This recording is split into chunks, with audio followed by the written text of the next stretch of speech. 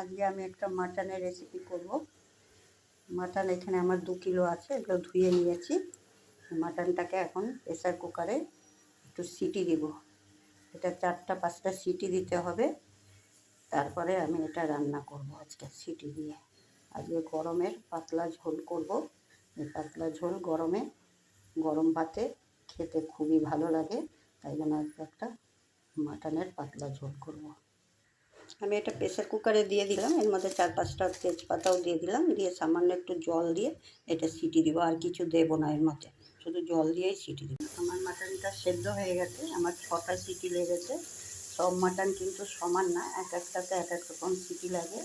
এখন আমার এটা একটু নরম হয়ে গেছে মাটনটা, এখন আমি এটা রান্না করব। কড়াতে আমি 50 গ্রাম সর্ষের তেল দিয়েছি, তার মধ্যে আমি 4টে পেঁয়াজ দিয়েছি। যেহেতু পাতলা ঝোল করব, এর মধ্যে 4টা পেঁয়াজ দিয়েছি মিডিয়াম সাইজের। এটার মধ্যে আমি পরিমাণ মতো নুনও দিয়ে দিয়েছি পেঁয়াজের সাথে, যাতে তাড়াতাড়ি ভাজা হয়ে যাবে পেঁয়াজটা। পেঁয়াজটা আমার একটু ভাজা হয়ে গেছে, এর মধ্যে আমি 2টো রসুন আর সমপরিমাণ আদাই আছে, আদা রসুন সমপরিমাণ আছে। 2টো রসুনের সমান সমান যতটা আদা হয় ততটাই আদা আছে দিয়ে আমি আবার একটু নাড়াচাড়া করি। তারপরে আমি একটু গুঁড়ো মশলা অ্যাড করব। দেখুন আমার পেঁয়াজটা আদাটা রসুনটা একটু কষানো হয়ে গেছে। এর মধ্যে আমি 2 চামচ ধনের গুঁড়ো, 2 চামচ জিরের গুঁড়ো, 3 চামচ হলুদ গুঁড়ো আর 1 চামচ লঙ্কার গুঁড়ো দিয়েছি। ঝালটা আপনারা যার যার পরিমাণ মতন দেবেন। যেহেতু আমি পাতলা ঝোল করব, সেই জন্য আমি মশলাগুলো একটু কমই দিলাম, কারণ আমার এখানে 2 কিলো মাটন আছে।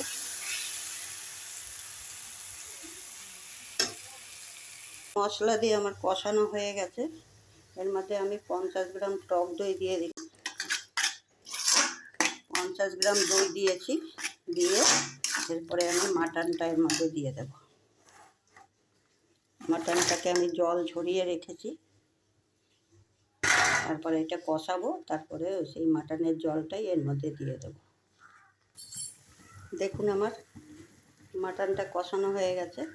সেই মাটনটা সেদ্ধ করেছিলাম, সেই জলটা ছিল, সেইটা আমি এখন দিয়ে দিলাম। এর মধ্যে আমি কটা আলু ভেজে রেখেছিলাম, আলুও দিলাম। মাটনে আলু না দিলে মাটন ভালো লাগে না খেতে, তাই জন্য আমি আলু দিয়ে দিলাম। এর সাথে আমি একটু চর্বিগুলো রেখে দিয়েছিলাম, চর্বিগুলো এর মধ্যে এখন আমি দিয়ে দেবো। দিয়ে চর্বিগুলো ফুটে উঠবে, সুন্দর হবে খেতে।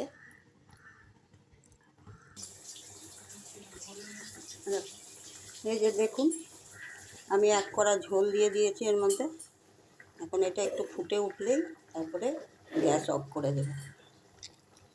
বন্ধুরা আমার এটা ফুটে গেছে, এর মধ্যে আমি একটু গরম মশলার গুঁড়ো দিয়ে দিলাম।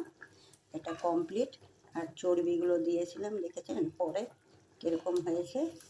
এই চর্বিগুলো, এইগুলো খেতে কিন্তু খুব টেস্ট হয়। এইভাবে চর্বি লাস্টে দিয়ে দেখবেন, খেতে কিন্তু খুব ভালো লাগে। প্রথমে দিলে না ওই কষাতে কষাতে গলে যায় চর্বিগুলো, এরকম এরকম পিস পিস হয়ে গেছে।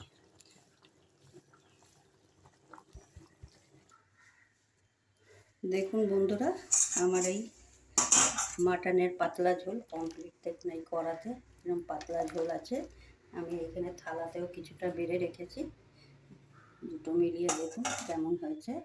যদি পছন্দ হয় লাইক সাবস্ক্রাইব করে দেবেন। দেখুন মাটনের পাতলা ঝোল করেছি, কেমন হয়েছে এটা বলবেন, কমেন্ট করে জানাবেন।